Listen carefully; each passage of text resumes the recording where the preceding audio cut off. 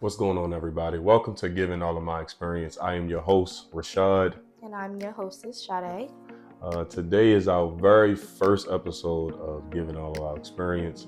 For those who have been following me in the past, this is my second go around. I know that most of you guys seen me and Clee, but this time it is me and Sade, my wife, my significant other, my partner in life, and my best friend. Today's episode, we're just going to talk about how we met each other, the obstacles that we have faced and overcame, some things that we're still overcoming. Why we started this podcast in the very first place. Yeah, that's what we're just going to talk about today. I don't even want to talk our heads off and give you more insight on what we're going to discuss, but we're going to keep it nice, simple, and sweet for you guys, hopefully engaging and interacting. But yeah, welcome to our very first episode. Welcome, everyone. What was that? My welcoming. You have anything to say to the people before we get going on the, or the episode of itself, or that's just welcome? Yeah, just welcome. Just welcome. Mm-hmm. So as you can see, Sade is a very fruitful. I don't know if that's the right word to use. I don't think it is. But we gonna go with that. We're gonna go with that. She's very bright. Colorful is more better like very Better light. I guess.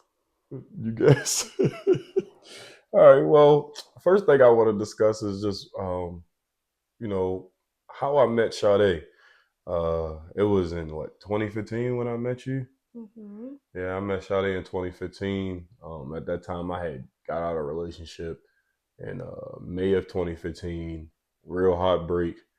And I ain't really want to be in no relationship no more. So like, I had a little whole stage where I was just doing whatever for the summer. I was just outside, just trying to love on anybody that was loving me. I'm just being oh my goodness. I'm just being honest. I was in a dark space, so I didn't think that love was something that I was ever gonna witness, feel, or see again. And then also too, because I was so young at that time, I was 20 when I met you. Yes. Yeah, yes. I was 20. Mm-hmm. Yeah, so I don't even know if the love that I had was real love. Like, I don't even know it. It could have just not, and that's no disrespect to that relationship, but it's like, yeah, I just didn't know if I wanted to be in a relationship again. And then you fast forward to, what was that, September? Because I first seen you in like September. Yeah. We didn't go out on a date it was until like about almost, October. It was Like, still fairly warm outside around that time. yeah, it was like going toward the end of September. And Sade worked at this spot called Nando's. Perry. Sade worked at this spot called Nando's. And I used to love Nando's. Both of my best friends worked down there. Taiwan and Sheila, they both worked down there. So I was like, man, you know what? That's my lunch spot. So I used to go down there all the time, get free food, free drinks. If you know anything about me, I love food, especially if it's free. Man, I don't care how nasty it is, but it was good. So, man, it was free food. It was good. And one day I came in there, I knew all of the staff, and we had just came in from hooping. I remember it was me, Marquise, I don't know, was Taiwan with us that day? I know Tim Tim was with us, but it was me, Marquise, Taiwan, and Tim Tim. It might have been, Taiwan might not have been there because he was in Del State at the time. Yeah. So it was me, Marquise, and Tim Tim. Mm-hmm. And we just had got finished hooping. And when we got finished hooping, I'm like, yo, I walk in there. I got this obsession with girls with red hair. Like, I just love women with red hair. And it's a draw out for me. And I'm sitting there and I'm like looking and I'm like, yo, who this chick is with this red hair? Like, I'm trying to figure out who Shorty is. And you had a nice little body. I ain't gonna lie, that was an incentive. That was definitely an incentive. But I was like, yo, who this chick is with the red hair? So I tell Sheila when I see her, I'm like, hey, who Shorty is? Like, I'm trying to figure out who that is. And she like, oh, that's Sade. She just transferred from Rundle Mills. And I'm like, man, put me on. And she like, nah, I think she got a boyfriend. I'm like, bro, that ain't got nothing to do with me. Put me on. Like, and it went a couple times where I used to hound Sheila, but she would never pass the message. So I remember the first day after I seen you, we was leaving, and I walked up to you and told you had a nice smile, and I said, this is the smoothest line in the world. just know if your boyfriend don't love you, I do, I because I love do. all God's creatures. You know, I love them all. And that I think you said that too. That part. I love all God's creatures. I feel like that you said I that probably too. did, because I just be saying stuff. I just be saying stuff. Ridiculous. And I felt like that resonated because every time I get on the phone with Sheila, Sheila be catching the bus with you. And I'd be like, Sheila, give your phone to Sade. Get a phone to Sade. Like, come on, man, get a phone to Sade. And I think what really sparked it off for us was I still ain't get a number. We would just like laugh and joke and stuff like that at Nando's. When I would come in, she would already know my order. When I would get to the counter, I would like, I would go to order my food, and next thing you know, you like, oh, your total is such and such. And I'm like, what you mean? You don't even know what I want. And then you'll go down the list, and I'm like, damn, like, she really do know what I want. Like, she been paying attention. Can I say something? Yeah. Mind you, I was great at my job, but this man swore up and down because I mean, I did know your order by heart, but he was like, no, you're only doing that because you like me or something. I was like, no, it's my job to know the customer's order. Nah. But he did put a smile on my face that day, so that's probably another reason why I didn't remember. But it is still my job to know the customers that come in and know their order. So what happened was what finally set it off was I think they were doing like a Nando's date night or something at a local bowling alley. Yeah, And it's like a triple everybody date had a or date, and something. everybody was asking you like, "Oh, are you going?" This and the third. You was like, "I ain't got nobody to go with." And Sheila, my right hand man, threw that oop in there and was like, "Well, I found out Sade don't got a date." I should text Sheila back like, "See if Sade cool with me taking her. I'm trying to take her on a bowling date." And she said, "Yeah." Sheila gave me the number, and then from there, we here. Yeah, I was at the time my relationship was I want to say maybe if I could remember 8 months. It was fairly new. It was fairly new. It was 8 months in. I want to say, but it wasn't at its best place. Like the expectations I had for that relationship was not where I thought it was going to be, especially because at that time I was 19 and the guy that I was dating was a lot older than me. I want to say he was 25 by then. Yeah, it was around that time because his birthday was around that time as well. So it was 25. And I was always told that older men are responsible. They are like, you should go for the older guys because they already should have things intact. They Age know ain't nothing but a more. number.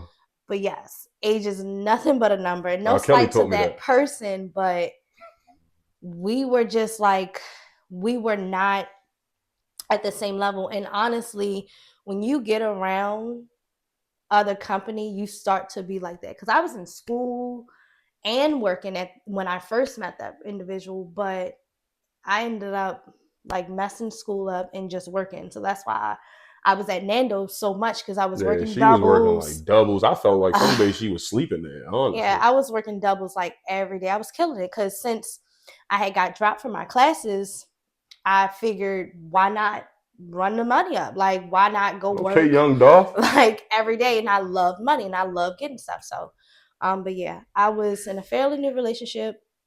It was in a okay space, but it wasn't in the best space because we actually this is funny. We were spending most of our time at his dad's house, but Sade was a little bit crazy.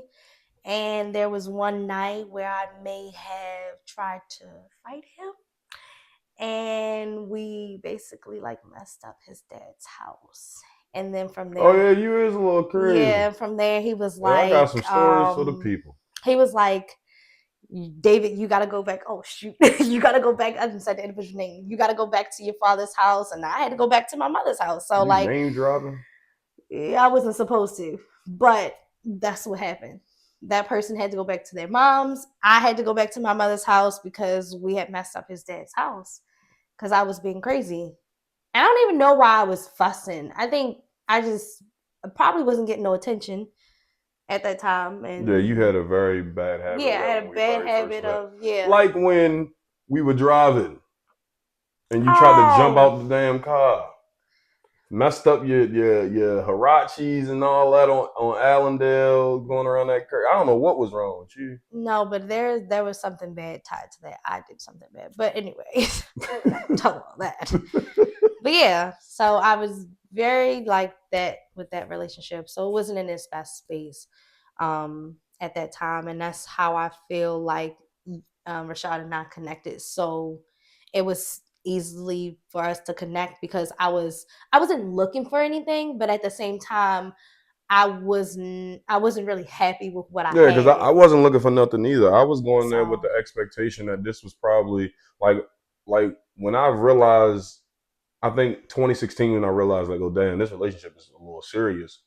But I want to say going toward the end of 2015, right before your birthday, I'm like, oh, this probably just was a little fling. She needed to release some stress.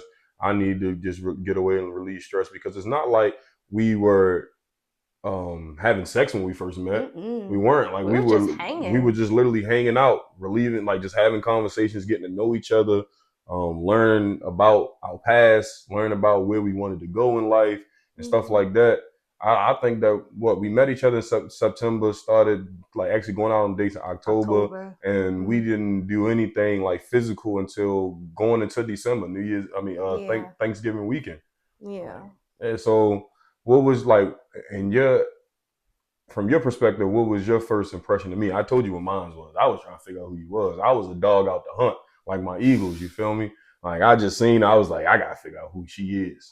I thought that you were definitely a decent looking guy. You weren't someone that at that time my type because I went for smaller guys. I was like I always was with smaller guys. I think I had maybe one heavy set guy in my lifetime, but that wasn't what I always searched for. And truth be told, I was telling myself like if that relationship before Rashad came along didn't work, I wasn't going to do nothing because I was honestly tired of dating, and I was more so tired of starting over. So that was my thing. But I was like, oh, he's nice and he's sweet and he's like, where did that line come from? Like, and lie to you not, I was like cackling. And but I was after he left, I really was thinking like, Yeah, that's that magic. who says that? But at the same time, that's the most sweetest thing that I've ever heard. So I I thought about you, of course, more after that, but there was still my boyfriend. So I was still in a relationship, but I definitely saw some potential, especially after our first encounter of going on a bowling. Like he I went to go pay for it. Well, I actually offered to pay for my stuff, I Oh yeah, think and I my almost cussed you shoes, out. and he Yeah. got upset. And I've What was never had a wrong? guy get upset. Normally, like some guys, they don't like if a woman pulls out their stuff, they'll pay for it. I haven't had nobody get mad at me because I wanted to pay for my own stuff because I mean, you taking me out on a date, but you don't know me, man. So I'm But like, I offered to take you out. yeah. So rule number one for all my young men out there that is trying to woo a woman. Yes, I said woo.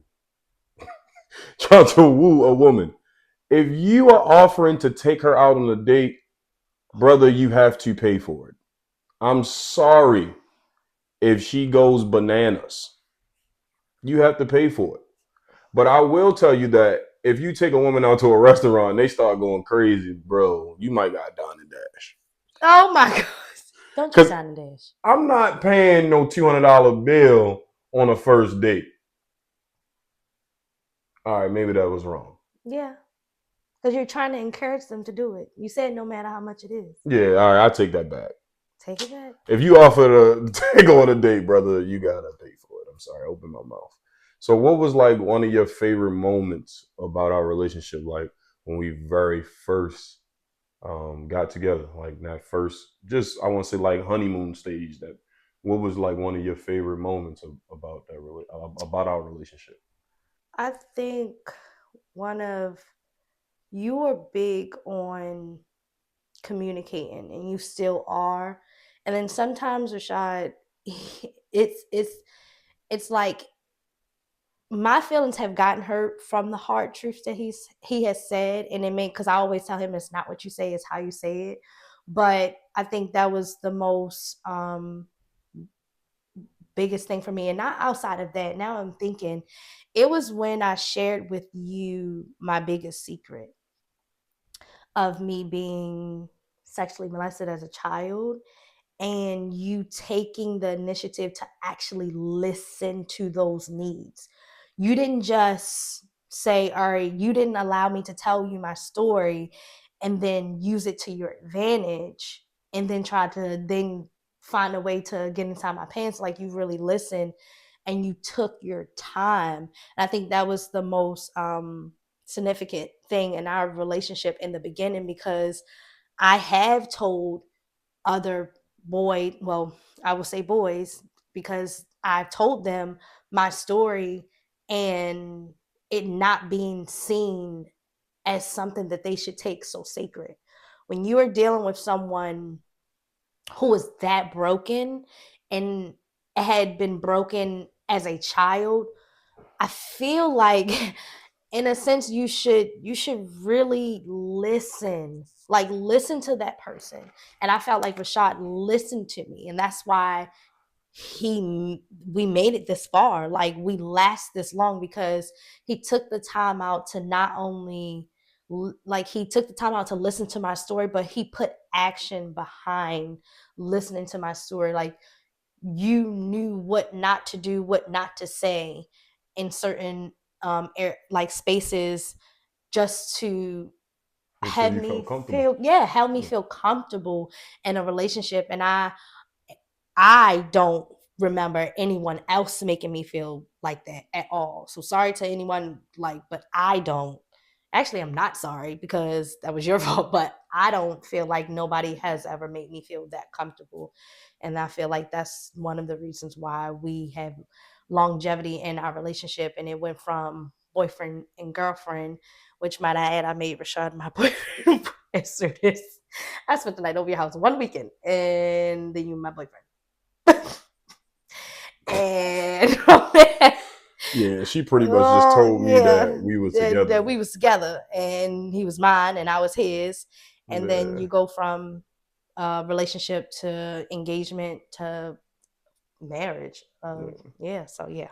I mean, it's funny that you have brought up the story about when I asked to take you out on a date, and I got upset with you about going to go pay for it, because like my funniest, it's not even funny, but it was funny to me when I left your house. My biggest like the moment that I remember the most is when we left the bowling alley and I went to go take you home. We were sitting in the car in front of your house for a little minute. We were just chopping and we were just talking. And before you left, I was thinking in my mind, like, bro, you can't like leave without letting her know how much you like a type of a deal. And I remember I asked you before I kissed you, like I was like, "Is it okay if I go in for a kiss?"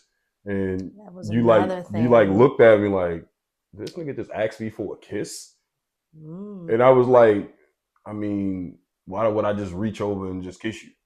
You may not be comfortable with that." And then not even knowing your story about you being molested and stuff like that. But then when you got out of the car, I'm driving home and I'm like, "Yo, she ain't never been with nobody that really wants to get to know her." I could tell by the way you were like, how you started coming out of your shell as we were going through the date at the bowling alley and stuff like that. So for me, I just thought that was a memorable moment because it was just like, I felt like I actually had something that was real. Because you could have easily been like, the hell you kissing me for, boy? It's the first date. mm-hmm. But the fact that you thought about it and you was like, you know what? Let me see what happened. And it went through. Yeah. That was big for me. I don't know why, but it was. I mean, that's a good another good point that um I knew you was gonna say that one. Because no, I've never heard a guy, can I give you a kiss? What? Most guys just, it'll start with the leaning in, hand touch on the thigh, and then y'all of course looking at each other, and then they kiss you. That's because they It's don't be keeping never it pee like me. You it's feel me? never like, is it okay if I give you this kiss? Like, asking, like, basically, are you comfortable with me giving you this kiss right now?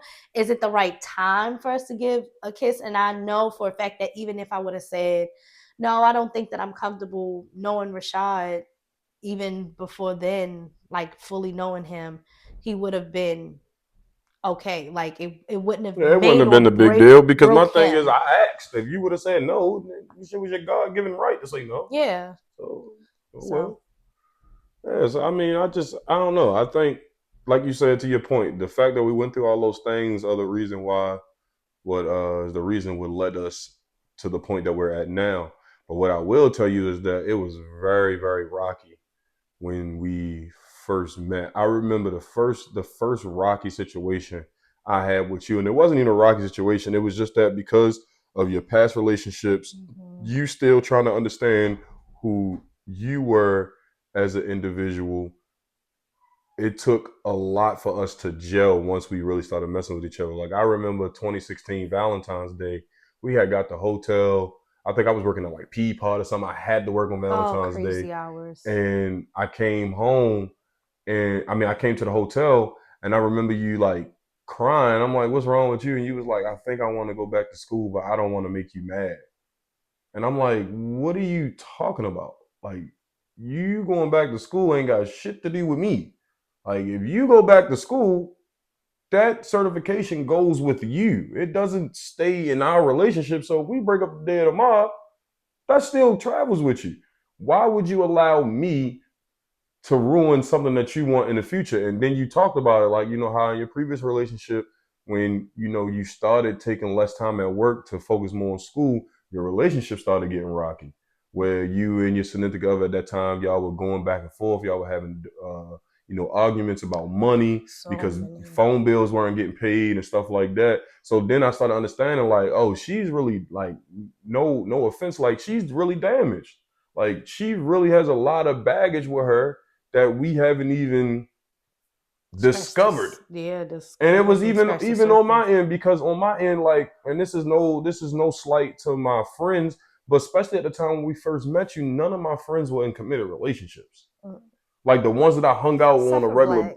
I'm Well, on I'm a ta- I'm regular talking about like the ones basis. I was hanging out on a day to day basis, like my group chat packed friends. Like they were all single and mingling.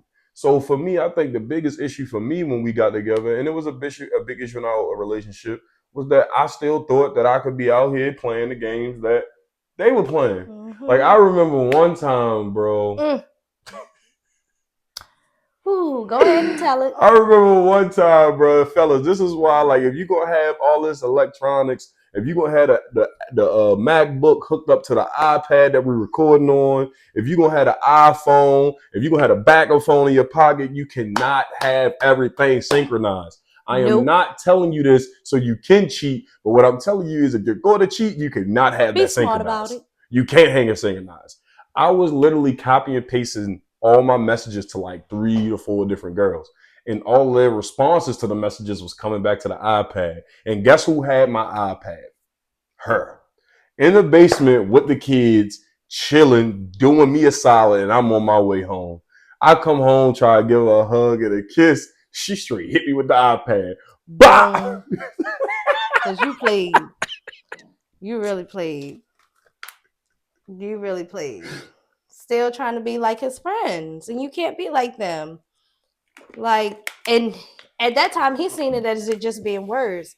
But you are literally watering these women with these lovable words and the same words you telling I'm sorry.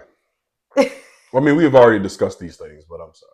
Yeah. And I think that's the other thing too, is that people don't understand that we have really weathered a lot of our storms. We've both Mm-hmm. done wrong. We both have we both have done dumb things. I will say Mm-hmm. that we both have done dumb things, and we kept everything in house and internal, Mm-hmm. figured it out, and we found out that this was more important than what we were doing.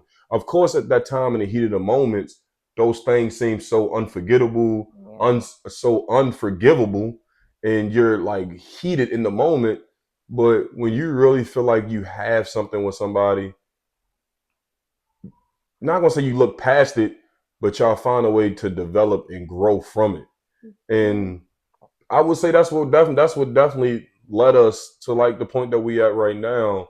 I think our biggest thing is when we had found out that you were pregnant. Yeah. Like Yeah. Yeah, that was the biggest thing when you found out that you were pregnant. 20, what was that? We found out at the end of 2016. We found out that you were pregnant, and yeah, how you felt about that? Like fast forwarding, we met each other 2015. Things started getting a little, real beginning of 2016, and then we finding out going into the end of that year, like, oh snap, Sade having a baby. I mean, I was happy because it was my first child, and I knew that with all that we had been through within a year span, I knew that that's where I wanted to be. But it was challenging for me because Rashad was looking at the reality of it, which is I was looking at the emotion behind it, the emotion of, shoot, this is my first child, I'm with you, I'm sticking by you. So I think that it should be clear that it's an easy yes. But at that time we were really not financially where we needed to be. No, we wasn't. We We was still were living in my mother's living basement. still in his mother's basement with already three kids packed in that basement along with two other adults, which is us. So I was like, of course, excited, ecstatic, but I felt like at that moment my dream of having a child was being rained on only because of him thinking further, him thinking like, so where is this baby gonna go when we already have three in our basement? And I Yeah. was like, well, of course, me in my fairy tale mind, I'm like, we put the crib right there, everything's gonna be fine. Like we're going to be fine. But we really, man, we didn't even it like we made it, to God be the glory, but we really didn't have it. But I mean, so not to get all spiritual, but while we was in the midst of that storm, God was already planning all of that stuff out though, because you look at right when it came time for Zion to be born, the house that we were sleeping in the basement of it became ours. Yeah. Like over a 6 month turnaround because what we found out, we didn't tell anybody right away, Mm-mm. and you had got hit by that car. Yeah. I Yeah, think talk that's about that. also, Yeah, yeah. that So was a little crazy. um while I was pregnant, it was my last week of my internship, and I was so close, like so close to like being a medical assistant at a pediatric office, which I loved. I was killing it at that place. Dr. David, God rest her soul. Loved her spirit, loved her genuineness, even though sometimes she could be a little spicy. But she was such a great pediatrician, so caring, so loving. But on my way there to work, I had got hit by a truck. And literally, y'all, like, it's still to this day, I still can't even figure out how I got hit that hard. Because while I was walking across the street, the turn that you make that left, you shouldn't even be like driving that fast. Like, you should just be gradually going around the corner. But I felt like the impact of me being hit, he had to been going fast. And not only that, he had to not been paying attention. Because how can you miss a whole entire human being crossing the street when it was my way to go, because their light had just turned red. So that's why I went. And he hit me, my phone knocked, and I also, it was my bad too, because at that time I had my earphones in, so I didn't hear anything. He ended up knocking me down. I got my ankle broke on my right, and my right ankle broke. Had to get a plate and five screws. I had to undergo do surgery while being pregnant. And it was like, imagine being pregnant, having to go to your doctor's visits on crutches. It was like, it was horrible. Like, it was horrible. Um but I somehow, God even brought me through that, and I can't thank him enough, because that was a very trying time. Like Rashad said, we didn't tell anybody, and I think that was a, like, only very few people knew. Yeah, so then when that So happened, we had to tell we everybody. had to tell everyone. And then after I got actually hit by that truck, Rashad, his life had must have flashed before his eyes, because that same day he proposed and asked for my hand in marriage, and I was just like, yes, because I didn't Yeah, I think mean, that like it was. I didn't. I'm gonna be honest with you. My plan wasn't to propose that soon. I brought the ring. I had seen a ring, and I brought the ring, and I had the ring because I had that bookshelf in the basement, and I had it hiding behind one of the things that I had on the bookshelf. So my intention wasn't to propose that soon because if you look at it before that incident, like we were literally just hitting a year. So I Mm-hmm. didn't want to propose that soon, but I could see myself proposing. So when I seen this ring and I'm like, oh, I really like it, I brought it. I was like, I'm gonna buy it. I don't know when I'm gonna use it, but I'm gonna buy it because just in case she may be that one.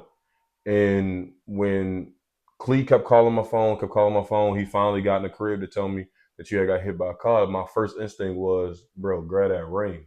Because when he told me that, my life flashed in front of my eyes. And I can envision, us with our child having our own place, also with Junior, with Cameron, and with Curtis. Just I could see that like us building something. And like at that time, I'm not gonna say I was spiritually inclined because I would go to church here and there. It wasn't all the time, but I'm like, if I can envision a life with her, what's stopping me from asking her to spend the rest of my life?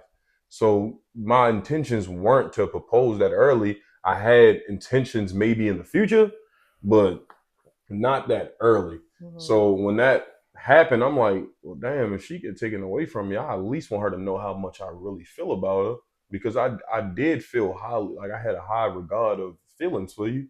So I proposed. Yeah, yeah, that was a crazy time, Yeah, no, but also a blissful time.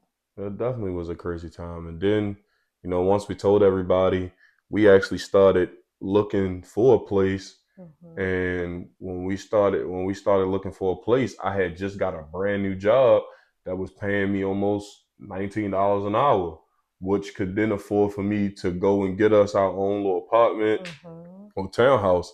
And as soon as we went out and told everybody that we were moving, my mother told everybody that she was moving. Mm-hmm. So And then it put my took off. grandmother in the spot where it's like, oh damn, nobody's gonna be able to stay at my house. Mm-hmm. So we wound up staying at my grandmother's crib. So the Mm-hmm. house that I grew up in, that I owe my life to, from the friendships, the values, my moral code, just everything in life is from Culver Street.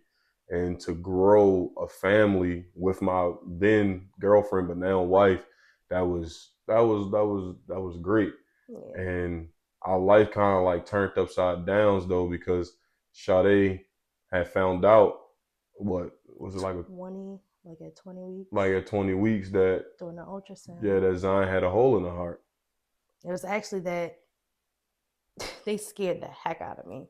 I remember vividly. I was with my ex best friend at the time, and the look on the lady's face had said it all that something was wrong. Like she kept looking and kept looking and kept looking, and then she had to bring in another set of eyes. And then the look on his face shook me completely. I was at work at this time, so my ex best friend at the time, she spent most of her time coming with me to the appointments because he had to be the provider, and I had a little bit more leeway to. I was working still at Nando's, a leeway to have my appointments on certain days and And stuff then like because that. the doctor we was dealing with was right up the street on Yeah, Redwood, you would literally so work doubles, take an hour and a half, 2 hour lunch, mm-hmm. and then go to the doctors and go right back to work. so um, I remember I had to actually go to, I think it was MedStar near Cherry Hill, and that's where they had diagnosed Zion with left hyperoplasty, and I still don't know, and not ashamed anymore of the full name of it, but all I know is that the left side of her heart did not develop like the right, Yeah. so the valves did not connect, and that was at 20 weeks, and then I had to go see a specialist. They had to take amniotic fluid out of my stomach and run all these tests, and they had confirmed like we had to see all these big surgeons with all these big names and all this scary stuff. As especially as a first time parent myself, I was shook. like shook. Yeah. And at that time, I was not going as well going to church a lot often, but I had faith like a size of a mustard seed without even a church home or anything. I had faith the size of a mustard seed that Zyon was going to be okay, that this was just, she was going to come out and it was going to be something they was like, oh, we just overlooked it. But then as the time went on, Yeah, and we that day found out that came, it was actually true. it Cause I was it remember was for that real. when we had her, She had to go. we didn't even get to hold her or anything like that. They had to rush her right to another ER room because they wanted to just check to make sure they didn't need to do surgery. They finally got her vitals right. She started breathing and everything like that. So I think the first like 2 months of her life, she was in the hospital. Like we lived Mm-hmm. at the hospital, and it got so Mm-hmm. bad that everybody used to tell us like, "Oh, y'all so strong," but didn't even know that we were building a wedge in our relationship because I had literally just got out of that with Curtis. Like Curtis was a preemie baby.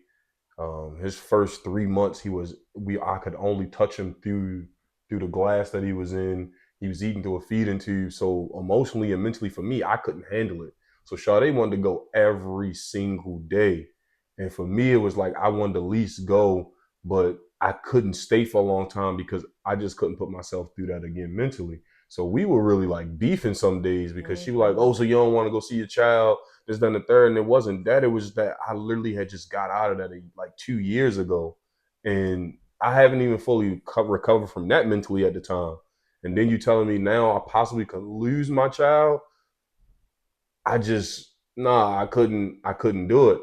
So everybody would remind us like, "Oh, y'all so strong," but didn't even know We were going through it we were going through it. because I was there I was there every day. I would go to bed probably like 2 o'clock in the morning. You'll find me up back up a couple hours later, 6:30 a.m. in the shower, getting dressed, going back down there. Because I was also breastfeeding at the time, so I was like, she needs me. She needs me. And not to say that he wasn't feeling the same way, but like he was already emotionally going through something. I saw it, and of course, at that time, I was like, Like he's she just needs me. being. Yeah. She needs me. Like I'm her mother. I'm gonna be there every day. I don't care. I would sleep there. Like it didn't matter. It Yeah, didn't no, it matter the definitely took a weather, lot. nothing. If he wasn't taking me, oh, best believe I was hopping on that 20.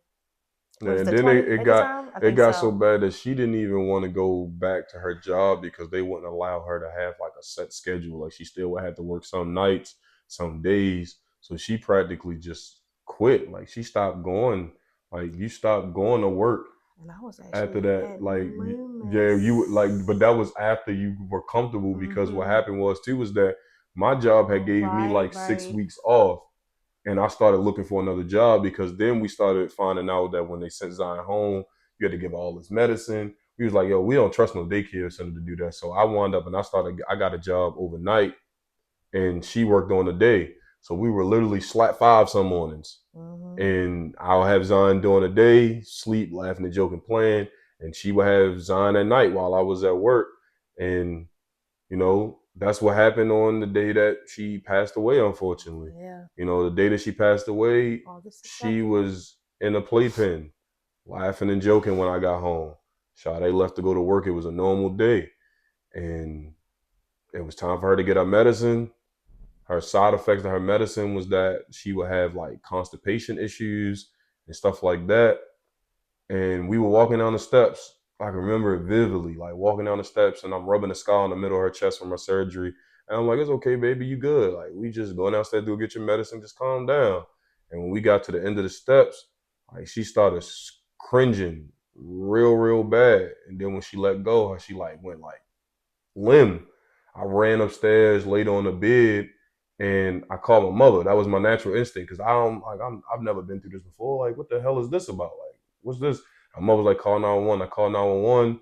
They told me to lay on the floor. Gave him mouth to mouth resuscitation. They came inside. They told me I did everything that I could possibly do for her, that she was back to life, like she was good. And on her way from the house to the hospital, Three. she had another heart attack. and they got her back again. When she got on the emergency table to start working on it, she had another one, and that one unfortunately took her life. And it was just like, for me mentally, it's like I went through all of this by myself, and that's not for me to play the victim role because Sade was at work and she couldn't take her phone on the floor. So Mm-hmm. I'm like, yo, how the hell do I call this girl and tell her that this child that was just laughing and joking when you left out the house 4 hours ago is no longer with us? Like, that was probably the hardest thing in the world. Like, I remember when they told me that she passed away, I blacked out and hit my head on the sink. Like, I fell out in the room because it was just like, I at that moment, to be honest with you, I wasn't thinking about me. I was really thinking about like, what do I tell Sade? Like, what do I tell her? I, I remember because I couldn't take my I was a bank teller at the time, so I couldn't take my. It was prohibited for you to take any type of phone, any devices like that inside of the once we got back because you were working with money. But for me, because I had a sick child, I didn't follow those rules. I would keep my phone tucked in my bra area. So like at times I would call him on the phone and we'd be cracking up and I'd be like, "What's I doing?" and stuff like that. And that particular day, my phone would not stop ringing. It was ringing, ringing, ringing, ringing, ringing. I was like, "What is this?" And I glimpsed down. I was like, "This is Shamira. What does she want? She know I'm at work." I go. I asked to go to the bathroom. I go to the back. Hey, beep beep. I said, "Where you at? What's wrong?" And she said, "Zion's unresponsive." Now I lost it, and it was so crazy because my job was having a tour that day. It's like big bosses coming in, and the lady that hired me, and all she could hear was me screaming. And that particular day, I thought something was weird because they normally also call me on my second break. We had at least like we had two 15s, and I think 1:30. I might be wrong. I don't know, but I know for sure I had like at least 2 to 3 breaks throughout our days because we standing on our feet counting money all day long from 6:30 a.m. to sometimes 7 p.m. at night. So the I can still hear vividly the scream that I let out, and I could still remember the lady who comforted me, who just was like, "It's gonna be okay." And I also remember riding in Shamir and Jameer's truck that day, and them saying that they basically told me that she was gone, but I didn't believe it. So she was at what St. Agnes, and I got there. I saw people, them crying, and I get to the room, and Zion was laying on a bed, and I'm like, "All right, cool. So what's next?" Mind you, there's no screen on. There's nothing on. Yeah, he's still trying to They process it. no, they was done. I'm saying like Oh yeah, you're still trying to. you're I still thought you trying to said process it. they No, was still resuscitating. I thought that's what you said, but no, I was. It's like, all right, so what do we do next? And the nurse was like, "Ma'am, she's gone," and I lost it. I still remember yeah. the scent of the hospital. I I didn't even take them clothes remember, off that I had on that day for like 3 days. yeah. Like, I wouldn't even sleep in my bedroom. Mm-mm. Everybody kept telling me his Sade was so strong. Man, Sade wasn't even talking. Like, every time I would go upstairs in the room and close the door, I would get claustrophobic. The whole entire day would replay in my head. Some nights I would fall asleep with the front door open and the screen door just locked because I just felt like at any given moment I was going to jail. Yeah, And it's, it wasn't because I did anything wrong. It was just it's because at that time it a was lot so of many men. kids and men getting locked up for abusing their kids Yes. that I was just like, they're gonna say that maybe I was holding her too tight while I was walking her down the steps and it put a bruise because she was very little. And I didn't like holding her because of that thing, because you don't know how strong you really are. So I would sit there and I would think about all of this. And then when they took me down to the police station, they had the detective talking to me every day.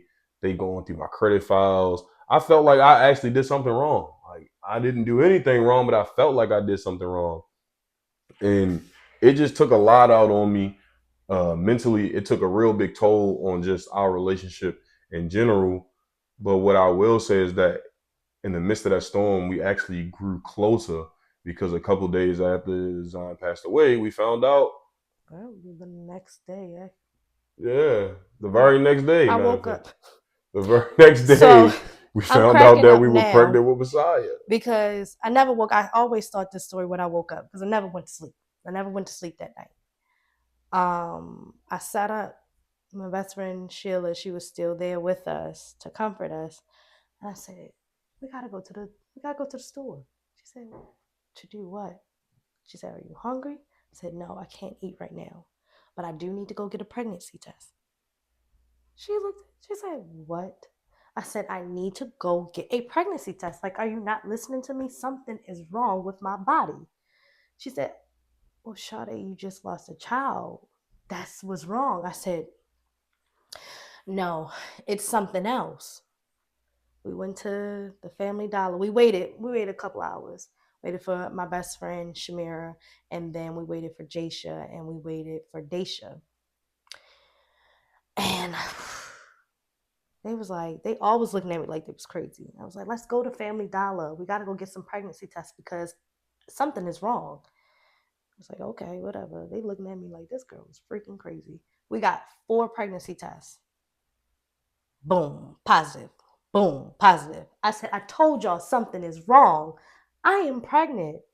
How? How?" Like, and I'm asking myself how because in the midst of Zion going through all that stuff, I had been, coping by, I don't know, like, I mean, we was not partying, but we would have company over, playing space games and stuff like that. So, like, I was drinking here and there, but like, I'm just trying to figure out, like, how myself, how did Yeah, I not know that I was at that time 7 weeks pregnant? yeah, 7 weeks well, pregnant. yeah, man. I mean, and that's just yeah, that's that's crazy. So Mm, I mean, I really feel like, but that's the reason why we're here today. Like the reason yeah. why we're recording, the reason why we're starting this podcast is because of all the life experiences that we have been through. Like it shaped and molded us to this point. Like we have very thick skin. We're resilient individuals. No, we're not perfect. Yes, we Mhm. still make mistakes, but we are finding ways daily to survive with going through traumatic incidents in life.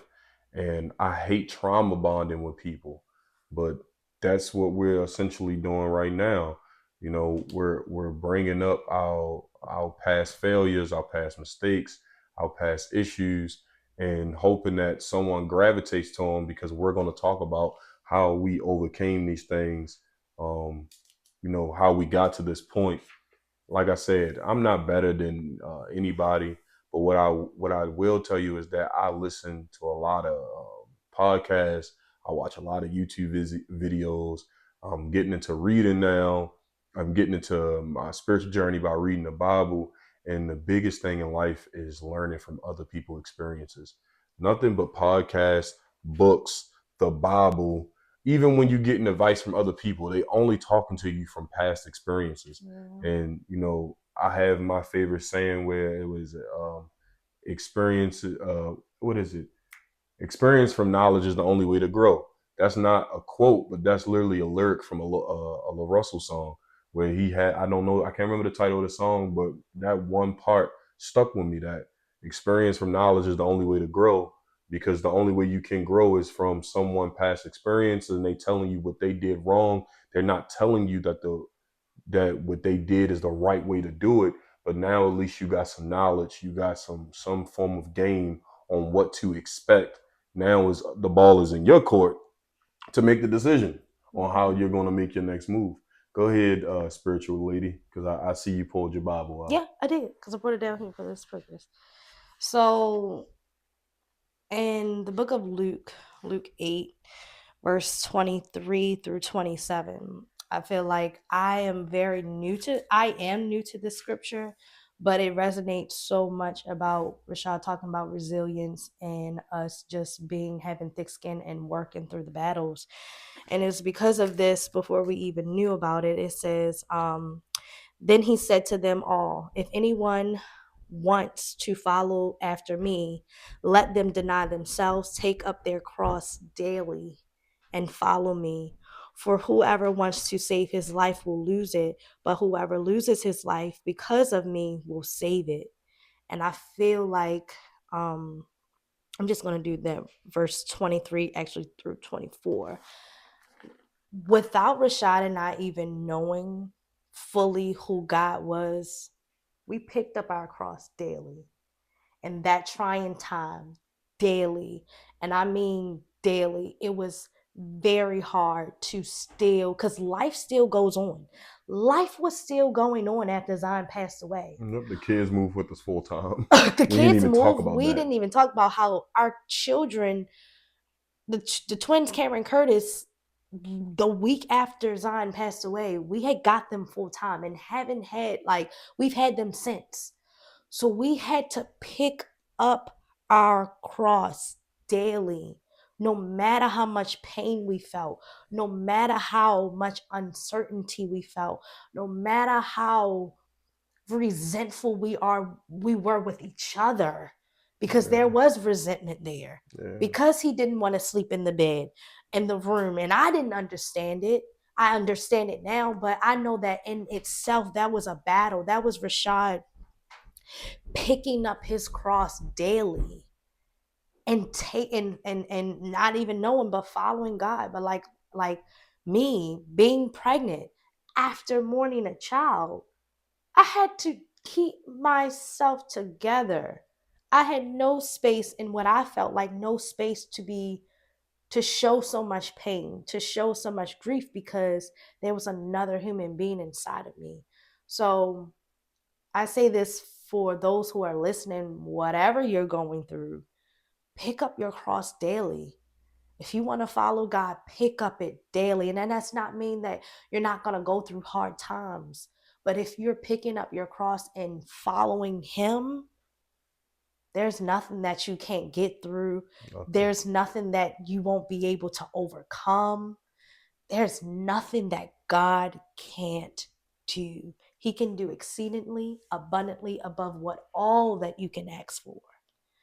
So that's Yeah, what, I think that yeah. before we close it, Steve Harvey. I listen to Steve Harvey podcast a lot. Haven't listened to it in a while, but I listen to it. It's inspirational, where he break down the clips from his radio show, and he has an inspirational podcast, and he talks about like how we're undefeated on our bad days. Like Mm, all those days when you get like some heartbreaking news, maybe some news of you not being in that relationship anymore, you lost a loved one, you lost a job, maybe you lost some money, something that to the point where you like, man, I don't know how I'm gonna do without this. You're undefeated on those days. You're still standing, there's still air in your lung. You're still able to do the things that you want to do on a daily basis. Even if you lost a limb, maybe you're paraplegic now, but you're still undefeated on those mm-hmm, bad days. mm-hmm. Um, yeah. Yeah. So that's really So, what we're going to talk about. yeah. Uh, Everything that we're discussing right now. And we just want to say thank you. I Thank know that this you. was a long episode. I apologize. We were supposed to make it 30 minutes, but I God wanted it led to us flow. We were differently. just flowing. Yeah, God thought differently. So we're excited to share so much more of our story, the good, the bad, the joyful. We're even going The to have we're going to ugly. have our kids on the podcast with us one episode and let them just talk about whatever weird stuff they got going on in Because their they are life. some weirdos, but We we love do them. have some very weird kids. But with that being said, you can follow me on Instagram is Rashad.Williams Sr. I'll have all of that stuff linked below. Where could they follow you personally? And you guys can follow me at Sade Williams. It's just Sade Williams, but if you look up my name, it should pop right up. I'll have her Instagram tag inside the chat. Yeah, I think he did And that with the last to video stay because I more told him inclined that with his name us, wasn't right. you can follow us on Instagram at Given All of My Experience. That's all one word. That's Given All of My Experience. We're also on TikTok at Game Podcast. Like I said, all of this stuff will be in the show notes below. We Mhm. really, really appreciate you guys sitting with us because I said this was a very long podcast. But it was well Um, worth it. Definitely well worth it. We will see you guys next time. And just remember the only way to grow is from knowledge and experience. That's the Yes. only way to grow. And that's what we're here to produce. Thank you.